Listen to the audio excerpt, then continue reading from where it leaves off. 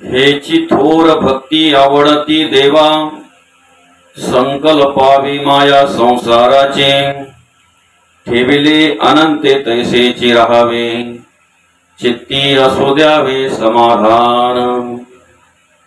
वाहिल्या उद्वेग दुःखची केवळ, भोगणे ते फळ संचिताचे, ठेविले अनंते तैसेची राहावे, चित्ती असू द्यावे समाधान। तुका म्हणे घालू तयावरी भार, तुका म्हणे घालू तयावरी भार, वाहू हा संसार देवापायी, ठेविले अनंते तैसेची राहावे, चित्ती असू द्यावे समाधान।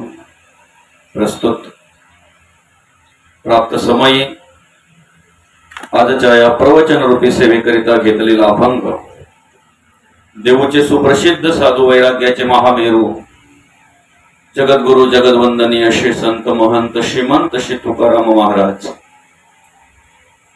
आणि श्री महाराज या प्रस्तुत अभंगातून आपल्याला मुख्य भक्तीची ओळख करून देतात। या ठिकाणी महाराज आपल्याला ओळख करून देत असताना, सांगत असताना, उपदेश करत असताना देवाला कोणत्या प्रकारची भक्ती आवडते, कोणती भक्ती केली म्हणजे देवाची कृपा आपल्यावर होते, कशा प्रकारची भक्ती केली म्हणजेच देवाची कृपा आपल्यावर होते, त्याचप्रमाणे आपण नेहमी म्हणत असतो की या ठिकाणी आपल्याला भगवंताने जन्माला घालताना आधी दाना निर्माण केलेला आहे आणि मग चोच निर्माण केलेली आहे। म्हणजे प्रत्येक जीवाला जन्माला घालताना पहिले आधी त्याची व्यवस्था केलेली आहे आणि मग नंतर त्याला जन्माला घातलेला आहे। त्यामुळे आपल्याला काय हवं काय नको जे आपल्याला कळत नाही ते देवाला कळत आहे की नाही। आपल्याला काय पाहिजे काय नको आहे जे आपल्याला कळत नाही ते कोणाला कळतंय, देवाला कळतंय। म्हणून मग संत जगद्गुरु तुकोबा आपल्याला सांगतात, ठेविले अनंते तैसेची भाव। देवाच्या कृपेने जे आपल्याला प्राप्त झालंय की नाही ते आपण पाहायचं आहे, त्या पद्धतीने आपण राहायचं आहे, चित्ती असू द्यावे समाधान, हे महत्वाचं आहे। आज माणसाची धावपळ का वाढलेली आहे, आज मनुष्य जीवनामध्ये किती धावतोय पळतोय बघा, आहे की नाही। पूर्वीचा आणि आताचा काळ जर बघितला बाबा तर पूर्वी माणसाकडे पैसा कमी होता, सांगायला माणूस पैशाने गरीब होता पण मनाने श्रीमंत होता, आहे की नाही। पूर्वी माणसांची घरं लहान होती पण आलेला माणूस भुकेला जात नव्हता, तहानलेला पाणी पिल्याशिवाय तिथून घालवत नव्हते, जाऊ देत नव्हते। आलेला माणूस त्यांच्या घरी जर काही नसेल ना तर हातावर साखर पाणी देऊन तरी त्याला तिथून ते पाठवायचे, पण तसे पाठवत नव्हते। म्हणजे माणूस पैशाने गरीब होता, घरं लहान होती पण मनाने श्रीमंत होता, मन मात्र माणसाची खूप मोठी होती। आणि आज जगद्गुरु तुकोबांना सांगायची वेळ आली की चित्ती असू द्यावे समाधान। माणूस वरून फक्त समाधानी दिसतो पण चित्तामध्ये समाधान नसते माणसाचं, नसते। आज माणसाने केलेली वेगवेगळ्या क्षेत्रातील प्रगती जर पाहायला गेला तर वास्तविक माणूस सुखी व्हायला पाहिजे, बरोबर आहे की नाही। उद्या काय खायला मिळेल याची व्यवस्था नसताना सुद्धा पूर्वी माणसं सुखी होती। आता आमच्या घरामध्ये वर्षभराचं धान्य आम्ही भरून ठेवतोय माऊली, एक महिनाभराचं किराणा सामान आमच्या घरामध्ये असतंय तरी सुद्धा आम्ही सुखी नाहीत, बरोबर आहे की नाही। त्याला कारण काय, आमचं चित्त थाऱ्यावर नाही, आमचं चित्त ठिकाणावर नाही। आणि म्हणून या ठिकाणी जगद्गुरु तुकोबा म्हणतात, चित्ती असू द्यावे समाधान। बरं, मग त्यासाठी आम्ही काय करायचं आहे, वाहिल्या उद्वेग दुःखची केवळ भोगणे ते फळ संचिताचे। मग मीपणा आपल्या स्वतःवर का घ्यावा, करतेपणा आपण स्वतःकडे का घ्यावा। स्वतःकडे करतेपणा जर घेतला तर त्याचं दुःख आहे, बरोबर आहे की नाही। स्वतःवर जर करतेपणा आपण घेतला, मी करताय, मी करतोय, मी कमवतोय, मी आणतोय, मी करता म्हणशी तेने तू दुःखी आणि कष्टी होशी, पण श्रीराम करता म्हणता पावशी यश कीर्ती आणि प्रताप। नुसतं माझं आणि भ्रांतीचं ओझं असं चालू आहे माणसाचं, आणि त्यामुळे त्याला काय होतंय, दुःख भोगावं लागतंय। म्हणून मग आपण काय करावं? तुका म्हणे घालू तयावरी भार. ऐके, आम्हाला काय पाहिजे काय नको आहे ते आम्हाला जे कळत नाही ते देवाला कळतंय. मग आम्ही भार कोणावर घालायला पाहिजे? आम्ही देवाकडे काही मागण्यापेक्षा, आम्हाला हे हवंय ते हवंय असं मागण्यापेक्षा देवाला नमस्कार करून आम्हाला काय हवंय काय नको आहे ते जर देवाला माहिती आहे तर न मागता आमचा भार त्या देवावर घातला पाहिजे आम्ही. म्हणून तुका म्हणे म्हणतात काय? तुका म्हणे घालू तयावरी भार, वाहू हा संसार देवापायी. आणि सांगू का, देवापायी जर संसार व्हायलात ना तर मग काय होतंय माहितीये का? संतांच्या म्हणण्याप्रमाणे अवघाची संसार सुखाचा करीना, आनंदे भरीना तिने डोकं. सुखाचा संसार जर करायचा आहे तर तो संसार आपल्याला देवाच्या चरणी वाहता आला पाहिजे. आणि अशा प्रकारे जर आपण जगलो वागलो, अशा प्रकारे जर आपण कार्य केलं तर निश्चित आपल्या जीवनाचा उद्धार झाल्याशिवाय राहणार नाही, आपल्या आयुष्याचा उद्धार झाल्याशिवाय राहणार नाही.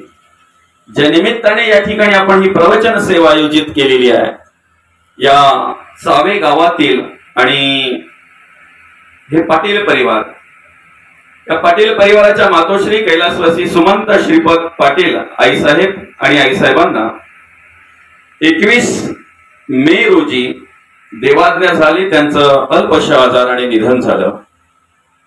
त्यांच्या उत्तर कार्याच्या निमित्ताने आज आपण या ठिकाणी ही प्रवचन सेवा आयोजित केलेली आहे. आईंचं वय वर्ष होतं 84, 83-84, म्हणजे जवळजवळ 83-84 वर्ष आईसाहेबांनी या ठिकाणी कार्य केलं. बघा ना, ह्या माणसांचा जर आपण विचार केला तर ही माणसं किती श्रीमंत होती. आजच्या काळामध्ये आम्हाला 2 मुलं सांभाळायची भारी पडतात, आहे की ना? 2 मुलं जर सांभाळायचं असेल तर माणसाच्या नाकी नऊ येते दादा. त्यांना खाय प्यायला घालणं, त्यांच्या आशा अपेक्षा पूर्ण करणं, त्यांचं शिक्षण पूर्ण करणं, बरोबर आहे की नाही? म्हणून आपण काय बोलतो, हम दो हमारे दो. पण ही माणसं एवढी श्रीमंत होती की आज जर त्यांचा विचार केला तर 4 मुली आणि 2 मुलं, म्हणजे 6 मुलं सांभाळण्याचं काम आईसाहेबांनी केलं. नुसते सांभाळले नाहीत दादा, नुसते सांभाळले नाहीत, संसार सांभाळला, मुलं बाळ सांभाळली, मुलांचं संगोपन केलं. पण मी म्हणेन संगोपन करता करता त्या मुलांवर चांगल्या प्रकारचे संस्कार ही केले, आणि संस्कार केले म्हणून समाजामध्ये त्यांची 6 मुलं आज तुम्हाला त्यांच्या संसारामध्ये चांगल्या प्रकारे कार्य करताना दिसतात. आमचं आज जर पाहायला गेलं तर आम्ही पैशाने खूप श्रीमंत झालेलो आहोत, पण संस्काराने मात्र कमी पडलेलो आहोत. संस्कृती मात्र आमच्याकडे पाहायला मिळत नाही. आणि म्हणून ही वृद्ध माणसं जी असतात की नाही, ही वयस्कर माणसं जी असतात की नाही, त्यांच्याकडून खूप शिकण्यासारखं असतं.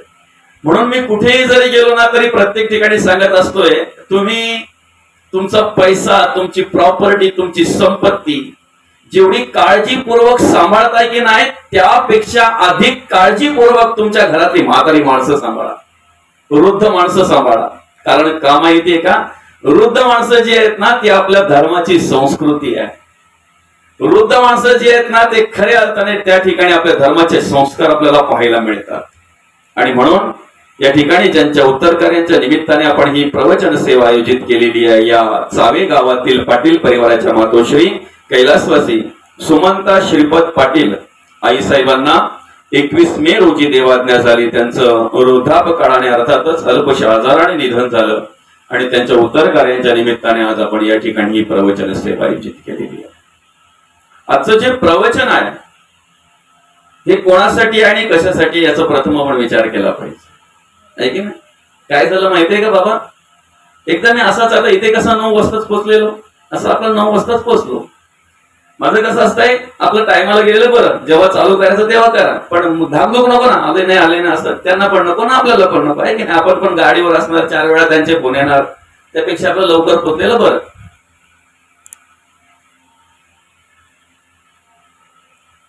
9 वाजता मी तिथे पोहोचलो. आणि पोहोचल्यानंतर काय झालं माहितीये का, एक 10-15 मिनिटं झाली असतील तेवढ्यात एक जण आला आणि काय म्हणतो माहितीये का, मलाच तुमचा चालू करा ना टाइमपास आपला माणसा नाही पर्यंत. काय म्हणाला तो, मलाच तुमचा टाइमपास चालू करा ना आपल्याला माणसा नाही पर्यंत.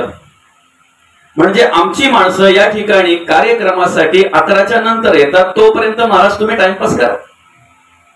तुम्ही टाइमपास म्हणून जर प्रवचन कीर्तन आयोजित करत असाल तर उद्यापासून करू नका. तुम्ही प्रवचनाकडे आणि कीर्तनाकडे टाइमपास म्हणून पाहत असाल तर नाही श्रवण केलं, नाही ऐकायला आलं तरी चालेल. प्रवचन कीर्तन ही टाइमपास म्हणून नाहीत, प्रवचन कीर्तन ही मनोरंजनासाठी नाहीत, तर प्रवचन कीर्तन ही परिवर्तनासाठी आहेत. कशासाठी आहे? परिवर्तनासाठी आहे. कारण आपण प्रवचन कीर्तनासाठी काय घेतो? संतांचे अभंग घेतोय, संतांच्या ओव्या घेतोय, वाङ्मयातील जे काही संतांनी आपल्याला मार्गदर्शन केलेलं आहे ते घेतोय. संतांचा उद्देश काय माहितीये का? हे वाङ्मय जे तुम्हाला दिलेलं आहे ना, याचा उद्देश असा आहे की आपल्याकडून परिवर्तन घडावं, आपल्याकडे परिवर्तन घडावं. आणि म्हणून त्या वाङ्मयामध्ये कधीतरी संतांना सांगावं लागलेलं आहे, अरे तो रावण काय सांगितलेलं आहे? मना सांग पा रावणा काय झाले, अकस्मात ते राज्य सर्वे बुडाले. तो रावण दाखवला, पण तो रावण पाहता पाहता आम्हाला आमच्याकडे पाहता आलं पाहिजे. त्या रावणापैकी इथे काही आहे का? काय त्या रावणाच्या अंतःकरणामध्ये जो अभिमान होता, अहंकार होता, त्या अहंकारापैकी माझ्या अंतःकरणामध्ये काही थोडासा आहे का? त्या रावणाने एक सीता पळवली, सूक्ष्मातून तशी काही माझ्याकडून कर्म घडतात का? प्रत्यक्षात नाही, पण सूक्ष्मातून. तो रावण हेकेखोर होता, बायकोचं ऐकलं नाही त्याने. मुलं चांगलं सांगत असताना मुलांचं ऐकलं नाही, भावाचं ऐकलं नाही, विभीषणाचं. त्यापैकी माझ्याकडे काही आहे का? आणि जर असेल तर तो रावण नाही, संतांना हा रावण दाखवायचा आहे. तो कौस, पण तो कौस परवडला. तो जन्माला आलेली बाळ मारायचा. काय आज कलियुगातला माणूस पोटामध्ये असताना जर बाळ मारत असेल, मुलगी आहे की मुलगा आहे ते तपासणी करून, तर सांगा ना, कौस परवडला ना? परवडला की नाही? ती मंथरा. पण आज आपण शोधलं पाहिजे. मी पण जर घराघरात जाऊन जर कला लावित असेल, सुनेला एक सांगणार, सासूला एक सांगणार, भांडण झाली का परत मिटवायला मीच जाणार. मग मंथरा ती काही. संतांच्या वाङ्मयामध्ये संतांनी जे वेगवेगळ्या प्रकारची उदाहरणं दिलेली आहेत, जे दृष्टांत दिलेले आहेत, ते आम्हाला आमच्याकडे पाहता आलं पाहिजे. आम्हाला स्वतःकडे शोधता आलं पाहिजे. आम्हाला स्वतःला शोधता आलं पाहिजे. त्यापैकी माझ्याकडे जर काही कर्म असतील, माझ्याकडे जर काही कार्य असेल, त्याप्रमाणेचे गुण, त्याप्रमाणेचे विचार जर माझ्याकडे असतील, तर रावण तो नाही, कौस तो नाही, मंथरा ती नाही. इथे शोधायचं आहे. प्रत्येक स्त्रीला वाटतंय की माझा पती श्रीरामासारखा असावा. प्रत्येक महिलेला अंतःकरणपूर्वक वाटतंय, बरोबर आहे की नाही? एक पत्नी, एक बाणी आणि एक वचनी. प्रत्येक महिलेला वाटतंय. तसं प्रत्येक पुरुषालाही वाटतंय की माझी पत्नी सीतामाई सारखी पवित्र असावी. बरोबर आहे की नाही? मग आम्ही आमच्या संसारात राहत असताना कशा प्रकारे राहावं हा विचार आम्ही प्रथम केला पाहिजे. मी जर पती आहे आणि पती म्हणून जर मी माझ्या घरामध्ये कार्य करत असेल तर पतीचा अधिकार काय आहे? पत्नी म्हणून जर कार्य करत असेल तर पत्नीचा अधिकार काय आहे? मुलाबाळांसमोर आपण कशा प्रकारे राहिलो पाहिजे? मुलाबाळांवर कशा प्रकारे संस्कार केले पाहिजे? आणि एक एक पात्र, एक उदाहरण आपल्याला संतांनी दिलेलं आहे की ना? आम्हाला जर आमच्याच घरामध्ये सुखाने समाधानाने जर राहायचं आहे, तर फक्त ज्याच्याने त्रास होतोय आम्हाला, ज्याच्याने दुःख भोगायचं येतंय आम्हाला, ज्याच्याने मनस्ताप होतोय आम्हाला, अशी कर्म, असे विचार आम्ही त्यागायचे, त्याचे ते बाजूला करायचे आहेत. आणि चांगले विचार घेऊन आम्ही आमच्या घरामध्ये राहायचं आहे. ज्या घरात आम्ही कार्य करतोय ना, त्याच घरात आम्हाला सुख, शांती, समाधान प्राप्त झाल्याशिवाय राहणार नाही. त्याच घरामध्ये फक्त ते शोधता आलं पाहिजे. आम्ही काय होतंय माहितीये का? एक चाक मोठं, एक चाक बारीक. कधीतरी अधिकाराने मोठा अगदी तो अधिकार गाजवत असतो, कधीतरी ती अधिकार गाजवत असते, कधीतरी तो सांगत असतो मी आणतो म्हणून, मी कमवतोय म्हणून, मी मेहनत करतोय म्हणून तुम्ही खाताय. कधीतरी ती बोलत असते मी बनवून देते शिजवून देते म्हणून तुमचं पोट भरते, तुम्हाला तुम चहा पण करता येत नाही. या अशा सगळ्या गोष्टी असल्यामुळे आमची धूर जमत नाही. साधं उदाहरण आहे, बैलगाडी जर हवी आहे, बैलगाडी जर व्यवस्थित चालायची आहे तर दोन्ही चाकं बरोबर समान पाहिजेत ना बाबा. एक बारीक एक मोठा असेल तर चालेल? नाही चालणार. कसं चालेल ते? नाही चालणार. दोन्ही चाकं समान पाहिजेत. आणि एक एवढं पण सांगू का, जो बैलगाडी बनवत असेल ना, तर पूर्वी ती लोहार वगैरे आमच्याकडे बनवायचे आपले, बरं का, त्यांना विचारा, त्यांचं वजन सुद्धा साधारणतः सेम पाहिजे, सारखं पाहिजे, तर ती व्यवस्थित चालतात. दोन्ही बैलगाडीची चाकं जर व्यवस्थित असतील तर बैलगाडी व्यवस्थित चालते, आहे की नाही? एक लहान एक मोठं नाही चालत. आपल्या संसारामध्ये आपल्याला जर व्यवस्थित राहायचं आहे, व्यवस्थित जर समाधानाने जगायचंय, समाधानाने जर कार्य करायचं आहे, तर त्यासाठी आम्ही दोघांनी समान चालता आलं पाहिजे. आम्हाला दोघांना समान प्रवास करता आला पाहिजे. दुःख जीवनामध्ये जर आलं तर ते वाटून घेता आलं पाहिजे, सुख जर आलं तर तेही वाटून घेता आलं पाहिजे. आमची कुरकुर कुरकुर कुरकुर सतत चालू असते. त्याला उपाय आहे ना कुरकुर थांबवायला, पण तो उपाय आम्ही करत नाही, बरं का. उपाय आहे त्याला, पण तो उपाय आम्ही करत नाही. आपला प्रश्न असा आहे की प्रवचन कोणासाठी आहे?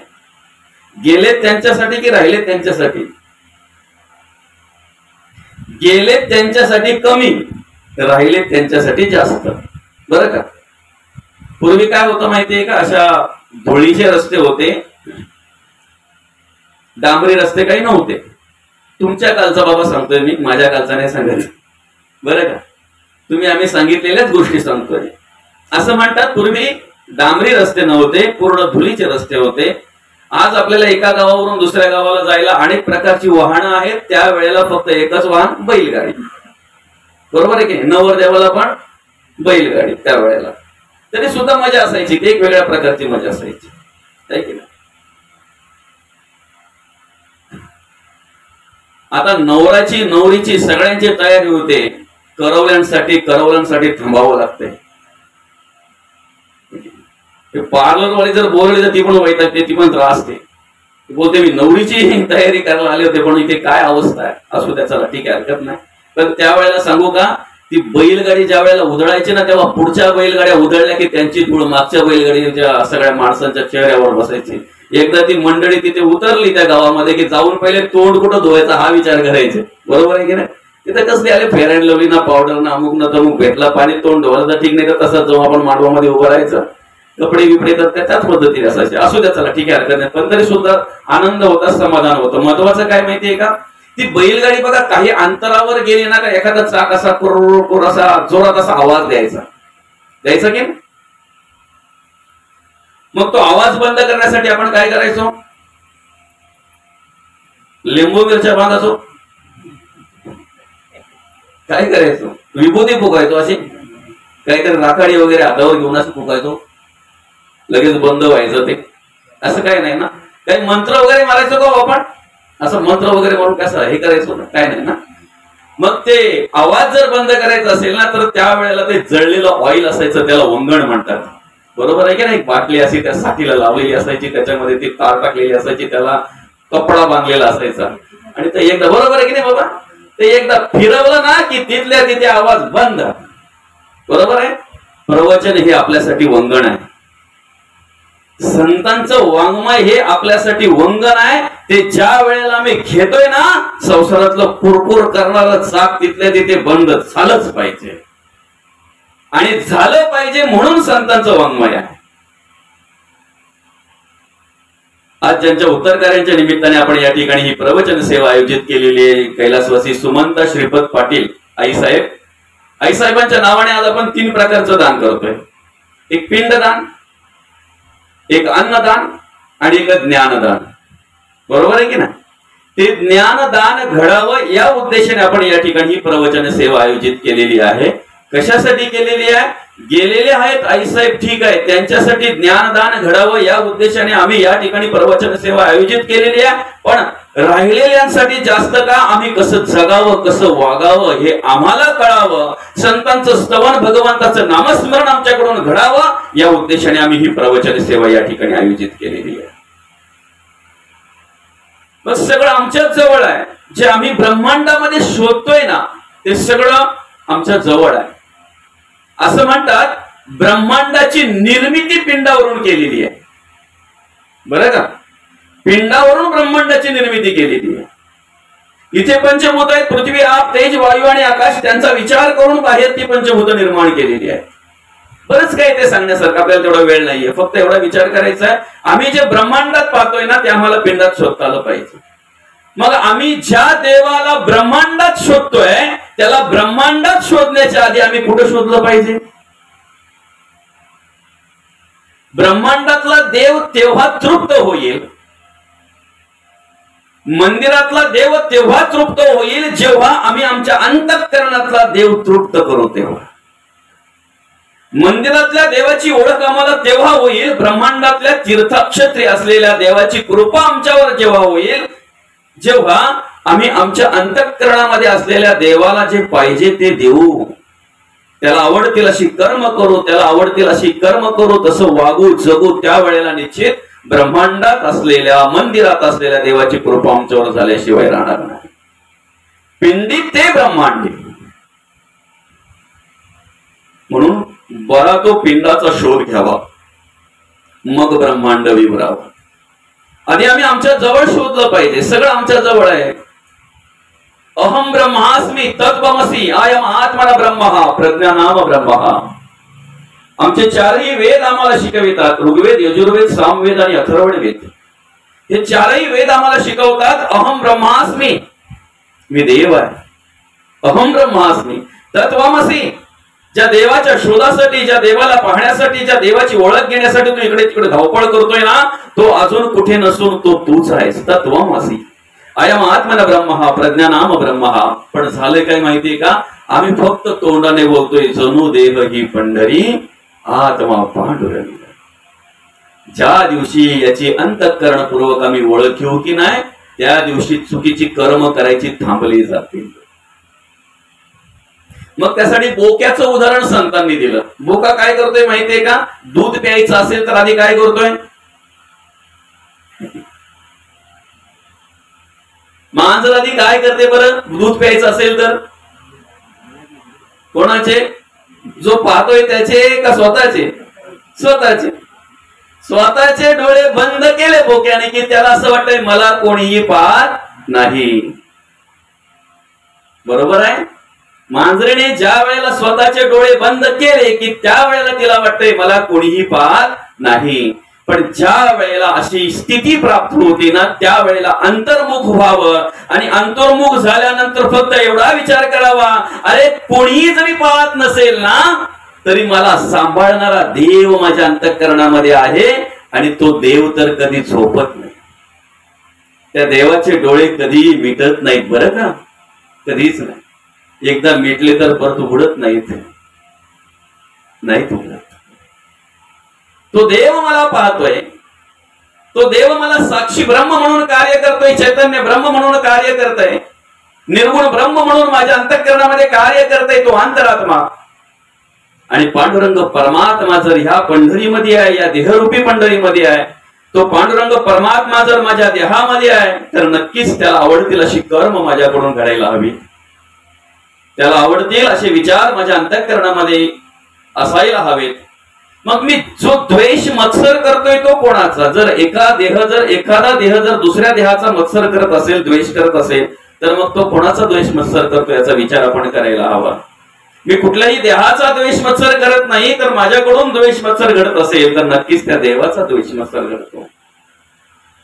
कुठेतरी जर माझ्या अंतःकरणामध्ये जर वाईट विचार जर येत असेल तर त्यावेळेला मी विचार करायला हवा, त्यावेळेला मी अंतःकरणापूर्वक एक स्मरण करायला हवं की हा विचार माझ्या अंतःकरणामध्ये आलेला आहे, हा देवाला आवडत नाहीये. देवाला आवडतील अशी कर्म माझ्याकडून घडावीत. मग त्यासाठी मी काय करायला हवं?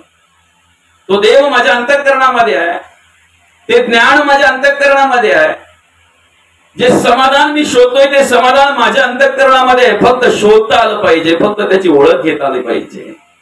त्यासाठी काय करायचंय माहितीये का, आपला अहंकार बाजूला ठेवायचा आहे. समाधानाने जर राहायचं आहे ना तर त्यासाठी अहंकार बाजूला ठेवायचा आहे आणि नम्रतेने कार्य करायचंय. नम्र झाले भूता तेने कोंडिले अनंता. तुम्हाला सुखी समाधानी जर राहायचं आहे ना, तर मी पण करतेपणा आपल्यावर घेऊ नका, करतेपणा आपल्यावर घेऊ नका, मोठेपणा घेऊ नका.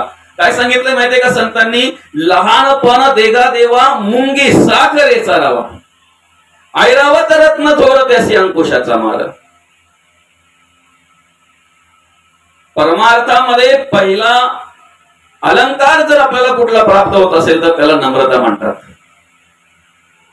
नम्रता हा अलंकार जर तुमच्याकडे असेल तर त्या अलंकाराने परमार्थिक माणूस शोभून दिसत असतो. म्हणून संतांकडे बघा किती नम्रता, किती नम्रता. आणि म्हणून मग संत म्हणतात आपल्याला आपल्या घरात जर समाधानी राहायचंय, सुखी राहायचंय, तर ते सूत्र आपल्या जवळ आहे. काय झालं माहितीये का? माणसाचं कसं असतं, एकदा लग्न झालं ना की 1-2 वर्ष मस्त आनंदात जातो त्याचा, आहे की ना? असं म्हणतात पहिल्या वर्षी बायको नवऱ्याचं ऐकत असते, आहे की ना? दुसऱ्या वर्षी नवऱ्याला बायकोचं ऐकावं लागतंय, आणि तिसऱ्या वर्षापासून ह्यांचं दोघांचं शेजारी ऐकत असतात, असं म्हणतात काहीतरी, आहे की ना? असो. आता खटके उडायला लागले मध्ये मध्ये मध्ये मध्ये, याला हवा हवासा वाटणारा संसार आता नको नकोसा वाटायला लागला, आहे की नाही? 1-2 वर्षे आनंदामध्ये राहणारा माणूस, पण आता मात्र तेच घर त्याला खायला धावायला लागलं, तीच बाई त्याला नकोशी वाटायला लागली, मुलं बाल अगदी सगळा कंटाळा यायला लागला त्याला, त्या संसाराचा, त्या घराचा. पण त्याला माहिती आहे साधू पुरुषांचा संघ झाला, साधू पुरुषांकडे जर आपण गेलो तर याच्यावर काही ना काही उपाय आपल्याला मिळेल. म्हणून त्याने काय केलं, एक साधू पुरुषाकडे गेला, एक सत्पुरुषाकडे गेला. आता ज्या वेळेला हा त्या सत्पुरुषाकडे गेला की नाही, त्यावेळेला ते साधू पुरुष, तो सत्पुरुष अंगण्यामध्ये उन्हामध्ये, बरं का, थंडीचे दिवस होते म्हणून उन्हामध्ये अंगण्यामध्ये आपल्या अंगातला काही शर्ट असेल, कमीज असेल, तो शिवायला घेतलेला कुठेतरी फाटलेला तो, बरं का. हा त्यांच्या बाजूला जाऊन बसला आणि याने सुरुवात केली सांगायला, महाराज घर माझं खायला धावतंय, संसार मला नकोसा झालेला, बाईचं माझं पटत नाही, मुलं माझं ऐकत नाहीत, काय करावं काही कळत नाही. ज्या संसारामध्ये सुखाची आणि शांतीची मी अपेक्षा करतोय त्या ठिकाणी मला सुख शांती समाधान पाहायला मिळत नाही, मी काय करावं. महाराजांनी ऐकून न ऐकल्यासारखं केलं. आपलं काम चालू आहे त्यांचं, बरं का, त्यांचं काम चालू आहे शिवायचं. ऐकून न ऐकल्यासारखं केलं आणि पटकन आवाज दिला त्यांच्या बाईला, अगं ऐकलंस का, जरा बत्ती पेटून आण ना. महाराज बसलेत उन्हामध्ये, बरं का, कुठे बसलेत, उन्हामध्ये. आता सांगा, सूर्याचा ऊन त्याचा प्रकाश जास्त की बत्तीचा प्रकाश जास्त? सूर्याचा प्रकाश, त्याच्यापुढे बत्तीचा प्रकाश काय करणार आहे आपल्याला? आता इथे जर बत्ती लावली तर बत्तीचा प्रकाश कुठे असेल समजणार पण नाही आपल्याला, आहे की नाही? पण पतीने सांगितलंय म्हणून कुठल्याही प्रकारे उलट शब्द न बोलता, उलट प्रश्न न करता बत्ती पेटवली, आणून त्यांच्या पुढे ठेवली आणि त्या बत्तीच्या जवळ जाऊन हे टाके मारायला लागले, बरं का. मग मात्र याच्या मनामध्ये असा विचार आला की मी इकडे जीव तोडून सांगतो, महाराज माझं घरामध्ये पटत नाही, जमत नाही, मला समाधान नाही, मला सुख नाही, मला घर खायला धावतं, मी काय करावं. हे महाराजाचं काही वेगळंच चाललंय, म्हणे माझा रॉंग नंबर लागला की नाही, काय चुकीच्या ठिकाणी आलो की काय मी, असं महाराजाला वाटायला, आपल्याला असं त्या माणसाला वाटायला लागलं. आणि मग त्या महाराजांनी सांगितलं, म्हणे ठीक आहे आपण घरात बसू, चला. आता याला जरा समाधान वाटलं की आहे काहीतरी ऐकणारे आहेत, म्हणजे घरात बसू चला, म्हणजे घरात बसून ऐकतील. आणि गेले. घरात बसल्यानंतर यांनी आवाज दिला, अगं ऐकलंस का, आपल्या घरी पाहुणे आलेत, चहा ठेव. हा आपल्यात बोलतो, मी काही चहा प्यायला नाही आलो, काही माझा प्रश्न तर ऐकून घ्या, माझे काय समस्या आहे ती तर ऐकून घ्या. पुन्हा यांनी सांगायला सुरुवात केली, महाराज मला समाधान नाही हो, सुख नाही हो, घर खायला धावतंय हो, घरामध्ये करमत नाही हो, मुलं माझं ऐकत नाही, बाईचं माझं पटत नाही, काय करावं काही कळत नाही. महाराजांनी ऐकून न ऐकल्यासारखं केलं. त्या बाईने आणून चहा दिला. अतिथी देवो भव. काही महिलांना घरी पाहुणाला ना की अतिशय आनंद होत असतो, खूप आनंद होत असतो. काहींच्या हातून भांडी पडतात ती बात वेगळी आहे, बरं का. पण काहींना अतिशय आनंद होत असतो आणि त्या आनंदाच्या भरामध्ये ना त्यांना असं वाटतं या चहामध्ये काय टाकू, अद्रक टाकू, वेलची टाकू, अजून काय काय काय काय टाकू म्हणजे चहा चांगल्या प्रकारे होईल, बरं का बाबा. आणि त्या आनंदाच्या भरामध्ये बाईने बरंच काय काय टाकलं त्याच्यामध्ये, त्या चहामध्ये, आहे की नाही. आनंदाच्या भरात बाई काय करेल सांगू शकत नाही. नवऱ्याच्या मागे लागून लागून लागून लागून ज्या वेळेला थोडेसे पैसे साचले आणि साचल्यानंतर ज्या वेळेला वॉशिंग मशीन आणली, वॉशिंग मशीन आणल्यानंतर त्या बाईचा आनंद गगनात मावेना. एवढा आनंद झाला की आनंदाच्या भरामध्ये तिने धोपाटण्यासकट कपडा त्या वॉशिंग मशीन मध्ये टाकलं. आता दुसऱ्याच दिवशी ती वॉशिंग मशीन कुठे गेली असेल बरं. अतिथी देवो भव. आपल्या घरी पाहुणे आले म्हणून त्या बाईला एवढा आनंद झाला की त्या बाईने काय टाकू या चहामध्ये. चहा पावडर टाकली, त्याच्यामध्ये अद्रक टाकलं, त्याच्यामध्ये वेलची टाकली, त्याच्यामध्ये मस्त अगदी चांगल्या प्रकारे दूध वगैरे टाकलं, त्याला उकळवलं आणि आणून यांच्या हातात दिलं. दिल्यानंतर साधू पुरुष जे होते त्यांच्या हातात दिल्यानंतर तिचे पती त्यांनी एकदा सुरुवात केली प्यायला. सगळा कप भरून असलेला चहा सगळा पिऊन घेतला आणि ह्या माणसाच्या हातामध्ये जसा कप दिला तसा त्याने एक घोट मारल्याबरोबर त्याला गुळणी यायला लागली. कारण सगळं टाकलं ना त्याने, मी सांगितलं तेवढं सगळं टाकलं. पण मी एक गोष्ट सांगितली नाही तुम्हाला. तिने चहा पावडर टाकलं, तिने वेलची टाकली, तिने अद्रक टाकलं, तिने दूध टाकलं, तिने चांगल्या प्रकारे उकळवला हो चहा. काय साखर टाकायची विसरली. आणि मग हा बोलतोय काय माणूस आहे का काय बोलतो. एकाच टोपशीमध्ये उकळवलेला दोघांना चहा दिला, तोंडाला लावल्याबरोबर आणि अख्खा कप पिऊन टाकला आणि मला एक घोट मारलाय बोलतो, मला मळमळायला लागले. तर संपवायचा कसा काय. बाजूला ठेवला त्याने आणि पुन्हा सुरुवात केली. महाराज मी तुमच्याकडे खूप मोठ्या आशेने आलो. माझं घरात पटत नाही हो बाईचं आणि माझं पटत नाही. मला घरामध्ये करमत नाही. माझं घर मला खायला धावत आहे. महाराजांनी हात जोडले. दादा हे तुझं मी आतापर्यंत 5-6 वेळा ऐकून घेतलं. तुला वाटलं असेल ऐकलं नाही म्हणून. तुझं ऐकूनच माझ्या या सगळ्या क्रिया चालू आहेत. या सगळ्या क्रियांच्यातून तुला काही समजलं का.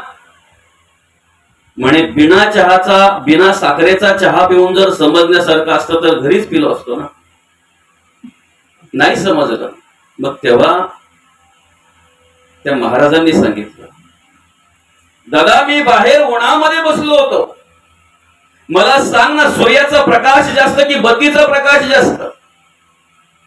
उन्हामध्ये बसलेलो असताना सुद्धा जर मी माझ्या बाईकडे बत्ती मागितली तर बत्ती माझ्या तोंडात आल्याबरोबर तिने 4 काहीतरी शब्द बोलायला पाहिजेत होती, काहीतरी वेडं वाकडं बोलायला पाहिजेत होती. तुमचे काय काय तुम्हाला माहित असेल बाबा, मला काही माहिती नाही ते पुढचं काय असतं इथे. एवढा सूर्याचा प्रकाश आहे, एवढा सूर्याचा प्रकाश असून सुद्धा जर तुम्ही बत्ती मागताय तर तुमचे काय. सगळ्या बायांना माहितीये पण इथे बोलू शकत नाहीत. त्या नाही बोलू शकत. तो ठीक आहे, हरकत नाही, नका बोलू. बरं असू द्या. तिने ऍडजस्ट केलं की नाही, मला समजून घेतलं की नाही. मग तसं घरामध्ये बिना साखरेचा चहा दिल्यानंतर मी तिला समजून घेतलं. काय समजतंय. मी पण तिची परंपरा काढू शकलो असतो ना. पहिला घोट मारल्याबरोबर माग मी तुझ्या माहेरी गेलते तेव्हा तुझ्या आसने पण म्हणजे तुझं सगळी परंपरा काढली असती ना मी. पण तिने मला ऍडजस्ट करून घेतल्यामुळे, तिने मला समजून घेतल्यामुळे मी तिला समजून घेतलं. दादा ज्या दिवशी आम्ही एकमेकाला समजून घेऊ ना त्या दिवशी असलेल्या घरामध्ये देवाच्या कृपेने आम्हाला प्राप्त झालेल्या ठिकाणीच समाधान प्राप्त झाल्याशिवाय राहणार नाही, सुख प्राप्त झाल्याशिवाय राहणार नाही मात्र निश्चित आहे. मग हे सूत्र कोणाच्या जवळ आहे. शेजाऱ्यांच्या जवळ आहे का आपल्या जवळ आहे. साधं उदाहरण आहे. आम्हाला जर दुःख झालं, आमच्यावर जर एखादा प्रसंग आला आहे की नाही, आमच्यावर जर एखादा संकट आला तर पहिले आम्ही कोणाला दोष देतो. घरामध्ये काही घडले की पहिले घरातलं कोणीतरी आपण यांच्यामुळे असं झालं. घरातलं कोणी भेटलंच नाही तावडीमध्ये तर मग शेजारी, नाहीच शेजारी तावडीत भेटले तर मग नातेवाईक, आणि कोणीच जर माणसाच्या तावडीत भेटला नाही तर माणूस एवढा रजोगुणी आहे तर शेवटी बोलतोय देवाला आमचं पाहवत नाही. म्हणजे देवाला दोष द्यायला मागत नाही तो. पण दादा, कुणीही कोणाचं बरं किंवा वाईट करत नाही. आपलं बरं किंवा वाईट होत असेल ना, याला कारणीभूत आपण असतो. बरोबर आहे का? आपल्याकडून जर पाप कर्म घडली तर आपण सुखाची अपेक्षा करून चालेल का? शेजाऱ्यांच्या दारामध्ये जर आपण दुःखाची झाडं लावलीत ना, तर कधीतरी त्या दुःखाची फुलं आपल्या दारात पडतात. बरोबर आहे की ना? म्हणून शेजाऱ्यांच्या दारात आपण सुखाची झाडं लावावीत. कमीत कमी सुखाची फुलं आपल्या दारात तरी पडतील. आम्ही जर कोणाचा द्वेष केला तर निश्चित त्याचं पाप आम्हाला भोगावं लागणार आहे. आम्ही जर कोणाचा मत्सर केला, तिरस्कार केला तर निश्चित त्याचं पाप आम्हाला भोगावं लागणार आहे. एवढा महाभारत घडला, काही गरज नव्हती द्रौपदीला बोलायची आंधे का बेटा आंधा. पडला होता की नाही, पण पटकन शब्द निघून गेला की नाही, शेवटी त्याचा काटा त्यांनी काढलाच ना. बरोबर आहे की नाही? एखादी गोष्ट सहज घडून जाते पण आमच्या तोंडातून पटकन निघून जाते, पटकन निघून जाते आमच्या तोंडातून. काय बोलतोय त्यावेळेला आम्ही विचार करत नाही, पण त्याच्याने आमच्याकडे पाप जोडलं जातंय याचा विचार मात्र आम्ही करत नाही. किती साधा आणि सोपं आहे बघा ना. ही सगळी सूत्र आमच्या जवळ आहेत. आमच्याकडून जर पुण्यकर्म घडली तर त्याचं आम्हाला पुण्य मिळणार आहे, चांगली कर्म घडली तर पुण्य मिळणार आहे. असं म्हणतात, पापाचे फळ ते दुःख आणि पुण्याचे फळ ते सुख, पाप पुण्य आवश्यक भोगणे लागेल. आमच्याकडून जर पाप कर्म घडली तर त्याचं दुःख आम्हाला भोगावं लागणार आहे, पण आमच्याकडून जर पुण्यकर्म घडली तर त्याचं सुखही आम्हालाच प्राप्त होणार आहे मात्र निश्चित आहे. याला वाटेकरी कोण नाही. बरं का? तुमच्या डोक्यावर जर एखादा जर काही ओझं असेल, एखादा जर काही असेल तुमच्या डोक्यावर आणि तुम्हाला जर त्याचं ओझं झालं, भार झाला तुम्हाला, तर तुमच्या डोक्यावरचं ओझं तुमचा मुलगा किंवा मुलगी घेऊ शकते. बरं का? पण कर्माला वाटेकरी नाहीत, चांगली किंवा वाईट. ज्या हाताने वाईट कर्म केली त्याच हाताला भोगावी लागतात, ज्या डोळ्याने वाईट कर्म केली त्याच डोळ्याला भोगावी लागतात, दुसरा नाही. दोघे सख्खे भाऊ मस्तकी एकत्र राहायचे, अगदी एकमेकावर अपार प्रेम दोघांचं. बरं का? अपार प्रेम. मोठ्याचं तर बारक्यावर एवढं प्रेम की तो बारका घरी आल्याशिवाय हा जेवणार नाही, ताटाला ताट लावून जेवणार, दोघे एकत्र एका ताटामध्ये जेवणार. एवढं प्रेम ऐकमेकाचं दोघांवर, आहे की नाही? काही जरी असेल तरी तो बारका मोठ्याला विचारल्याशिवाय काही कुठला निर्णय घेणार नाही, कुठली गोष्ट करणार नाही, आहे की नाही? एकमेकाच्या विचाराने चालणार आहे ते दोघे भाऊ. पावसाळ्याचे दिवस होते, रस्ता चिकट झाला होता, बारका भाऊ त्या रस्त्यात चालला होता, पडल्यानंतर हात त्याच्या अंगाखाली आला, हात पेचला, मोडला. उजवाच हात नेमका त्याचा मोडला आणि मोठ्या भावाने त्याला तसाच उचलला, दवाखान्यात नेला. दवाखान्यात नेल्यानंतर डॉक्टरांना सांगितलं, डॉक्टर साहेब काही झालं तरी चालेल, माझा भाऊ व्यवस्थित झाला पाहिजे. त्याचं ते प्रेम बघितलं. डॉक्टरांना पण आश्चर्य वाटलं की अरे भावाचं भावावर एवढं प्रेम, आणि झालं ते प्रेम बघितलं.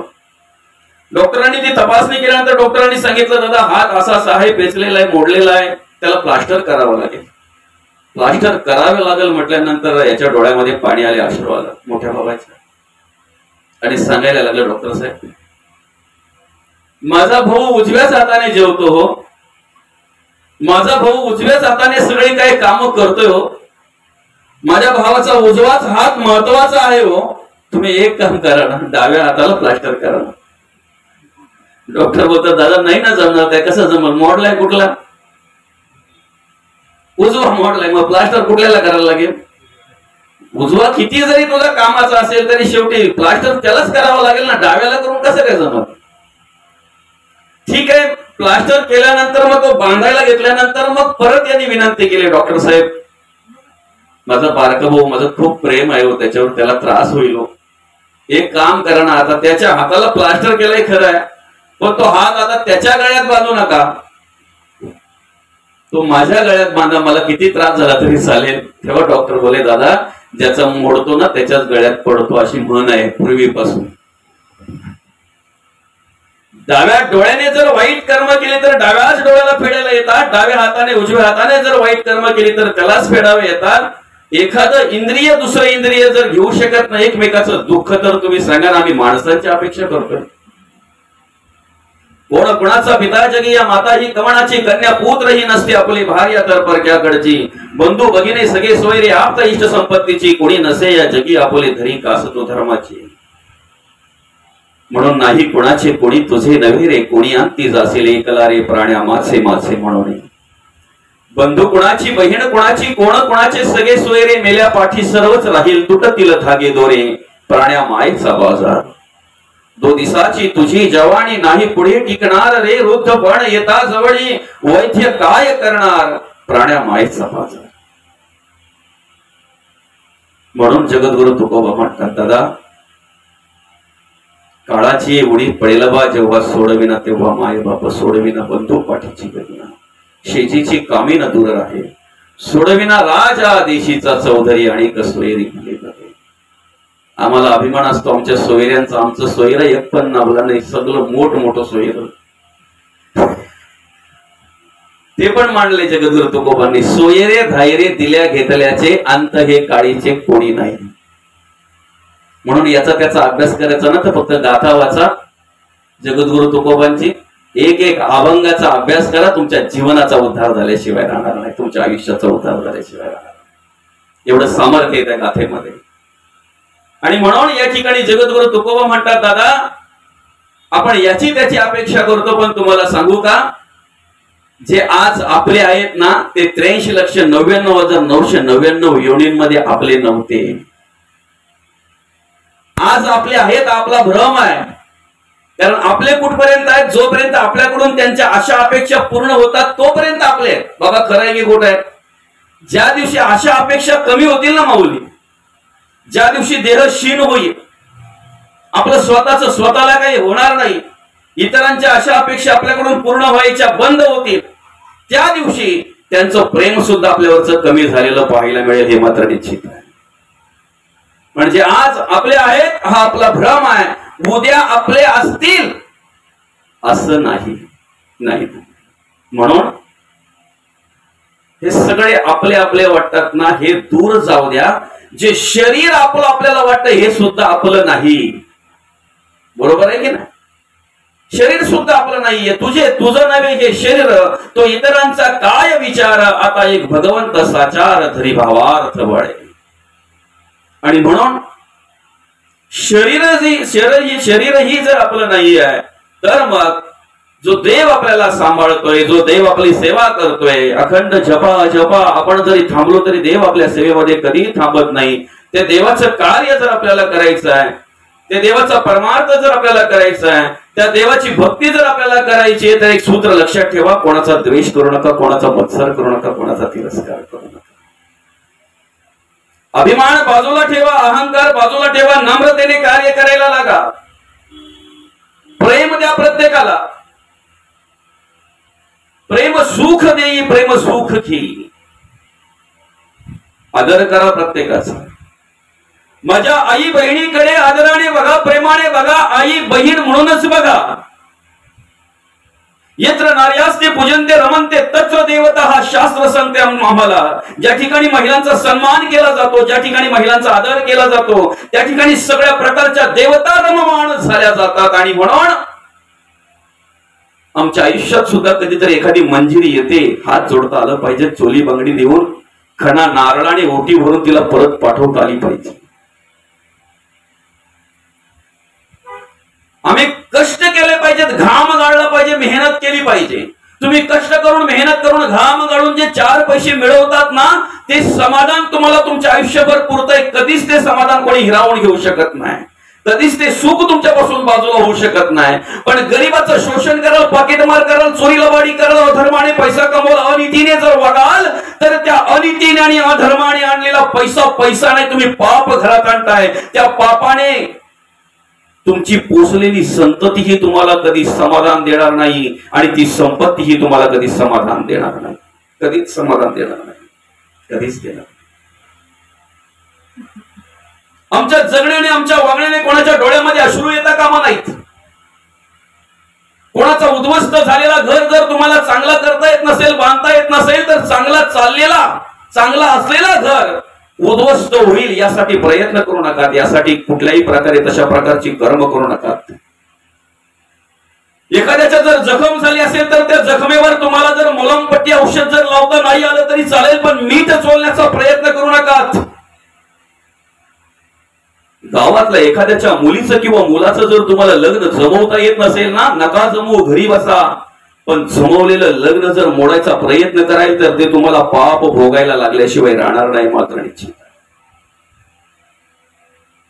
बाहेरच्या देवाची कृपा होईल ना, मंदिरातल्या देवाची कृपा आमच्यावर होईल ना, पण ज्या दिवशी आमच्या घरातले चालते बोलते हिंडते फिरते देव, आई वडिलांच्या स्वरूपात असलेली, आई वडिलांच्या रूपात असलेली चालते बोलते देव ज्या दिवशी आमच्याकडून संतुष्ट होतील ना, त्या दिवशी 33 कोटी देवांची कृपा आमच्यावर झाल्याशिवाय राहणार नाही हे मात्र निश्चित आहे. आणि म्हणून जगद्गुरु तुकोबा पहिल्या चरणामध्ये आम्हाला ओळख करून देतात, हेची थोर भक्ती आवडते देवा. कुठली भक्ती आवडते? अनेक ग्रंथांचा अभ्यास करणं म्हणजे भक्ती झाली का? देवाला सुगंधी अगरबत्ती लावणे म्हणजे भक्ती झाली का? देवाला तुपाचाच दिवा लावणं म्हणजे भक्ती झाली का? देवाला मोठमोठी फुलं अर्पण करणं म्हणजे भक्ती झाली का?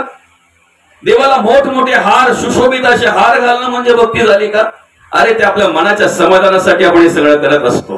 देवाला ती भक्ती आवडते ज्या दिवशी आपल्या जगण्याने, आपल्या वागण्याने आपले आई वडील संतुष्ट होतात ना, त्या दिवशी मंदिरातला देवही आपल्यावर कृपा करतो हे मात्र निश्चित आहे. ती भक्ती देवाला आवडते. ऋणानुबंधाच्या गाठी आहेत आणि ऋणानुबंधाने आम्हाला सगळी ही मिळालेली आहेत. माझी मुलं बालं बायको पोरं आई वडील घरदार सगळं जे काही कुटुंब असेल, समाज असेल, या समाजाची सेवा ज्या दिवशी माझ्याकडून घडेल, देव देश आणि धर्माचं कार्य ज्या दिवशी माझ्याकडून घडेल ना, त्या दिवशी तीर्थक्षेत्री असलेल्या त्या पांडुरंग परमात्म्याची कृपा माझ्यावर झाल्याशिवाय राहणार नाही मात्र निश्चित आहे. आणि हीच भक्ती देवाला आवडते, हीच भक्ती देवाला आवडते. मी अनेक ग्रंथांचा अभ्यास केलेला आहे माऊली, पण त्याचा अभिमान जर माझ्या पिंडात असेल, आहे की नाही, मी ज्ञानी आहे, मी पंडित आहे, सगळं मला येत आहे, मला सगळं कळतंय, अख्ख्या गावात जर माहितीवाला आणि पंडित असेल, ज्ञानी माणूस असेल तर शून्य किंमत आहे त्याला. शून्य, काही मिळणार नाही. आणि त्याच्यातून तुम्ही परमार्थ करताय असं जर तुम्हाला वाटत असेल तर तुमचा भ्रम आहे.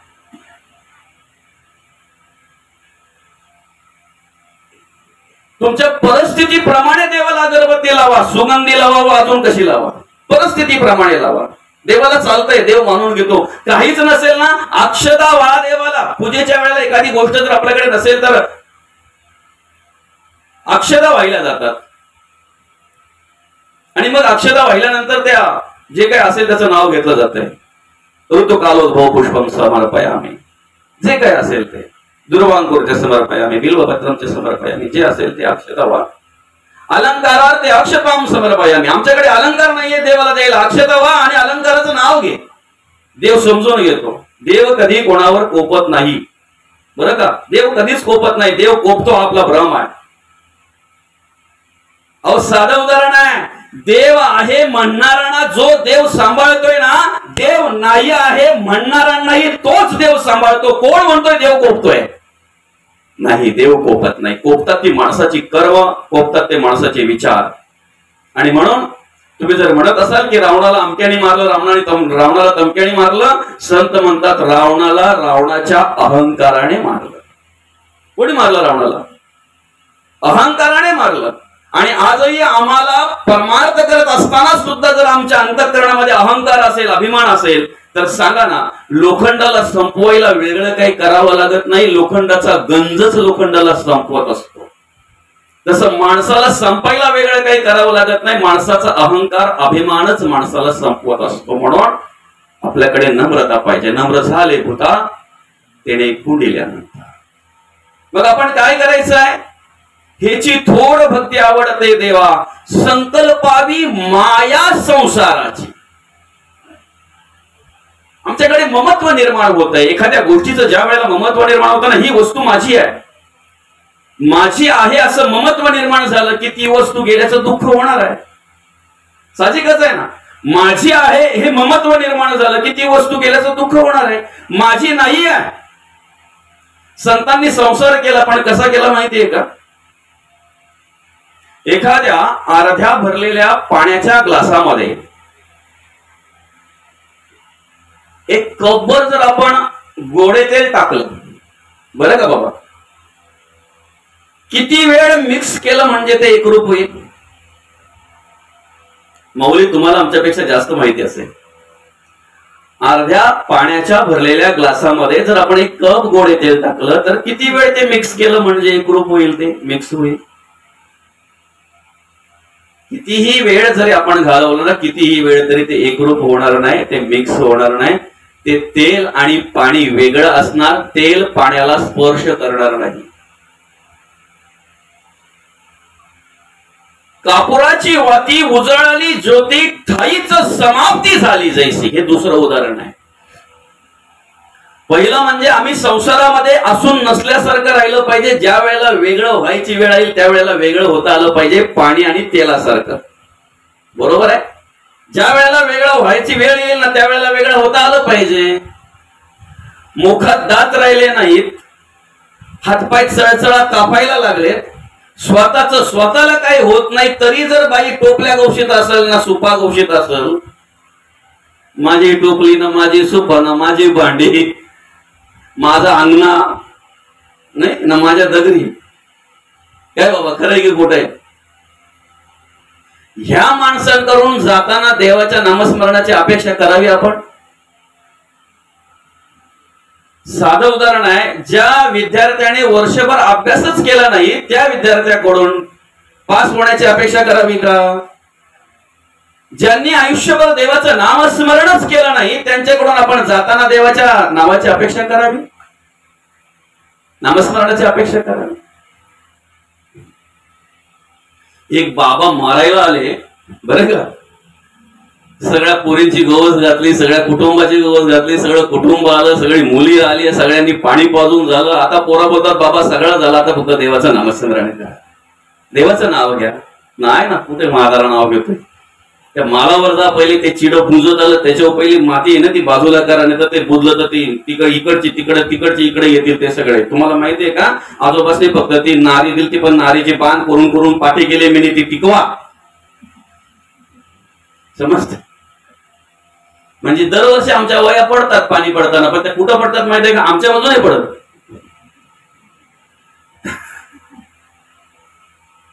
बुद्धी दिली शेवटी, नाही का? त्या बुद्धीचा वापर माणूस कसा करतो बघा. आता बाबा नामस्मरण करतच नाही म्हणून बाजूलाच असलेलं गव्हाचं पोतं पोरांनी फाडलं का? कमीत कमी शिवा तरी बोलेल, शिव तरी बोलेल, कुठून तरी देवाचं नाव त्यांच्या मुखात यावं एवढंच फक्त वाटलं होतं त्यांना. आणि फाटलेलं पोतं ते बाबांनी बघल्या बरोबर, अरे ते पोतं फाटलं बघा, त्याला टाके घाला. शिवा नाही बोलला तो, शिव नाही बोलला, नाही बोलला. बराच प्रयत्न केला, बाबा राम बोला, बाबा नामस्मरण करा, बाबा देवाचं नामस्मरण करा, पण बाबा काही देवाचं नामस्मरण करत नाही. मग शेवटी मोठ्या मुलाने बारक्याला सांगितलं, त्याच्या बारक्या भावाला, आता एक काम कर, खालच्या आलीच्या रामला आणून बोलव, जा पटकन रामला घेऊन ये. आता तो बारका भाऊ त्याचा गेला, त्या बाबाचा बारका मुलगा तो गेला, त्याने खालचालीच्या रामला काही घरी नव्हता, पण त्यांनी शोधला, कारण त्याला माहितीये नाव राम आहे, पण कुठं सापडेल सांगू शकत नाही. तुकारामला जर संध्याकाळी उचलून आणावा लागतो काय. त्या टायमाला माऊली ज्ञानोबांनी हट्ट करून सांगितलं पांडुरंग परमात्म्याला की नामदेवाला माझ्या बरोबर द्या, आम्हाला जायचंय. बरोबर आहे की नाही? ज्ञानोबाच्या बरोबर नामदेव गेले तीर्थयात्रेला, तीर्थक्षेत्री. बरोबर आहे की नाही? तीर्थयात्रा करायला. आता कलियुगातला ज्ञानदेवा बरोबर जर नामदेव जात असेल संध्याकाळच्या वेळेला, नावाचं काही ठेवलंय का हो? असू द्या, चला ठीक आहे, हरकत नाही, नावावर काही चाललं नाही, नावाप्रमाणे कोणी राहत नाही असो, पण ते नावं तरी आपल्याला तशा प्रकारचे आहेत, हे आपलं भाग्य आहे. आता झालं काय, रामला आणलं, बरं का, आणि बाबाच्या पुढे उभं केलं. बाबाला विचारलं, बाबा हा कोण? आता सगळे आश्चर्याने बाबाकडे बघायला लागले की बाबा बोले, बाबा हा राम. बाबा सुटला समजा, आहे की नाही? पण बाबांनी सुरुवात केली बोलायला, काय रे, मी मरायला आलो म्हणून माझी शुद्ध गेली असं तुम्हाला वाटलं का? काय बोलायचंय बाबाला? फक्त बाबा हा राम आहे. बरोबर आहे की नाही? पण बाबा बोलतोय बघा किती, बाबा बोलण्यात पहिल्यापासून पटाईत ना. नाक्यावर जर बसला का 4-5 जण येऊन बसले त्याच्या जोडीला, त्याला माहिती अख्ख्या गावाचा सर्वे बाबांनी लावलाच.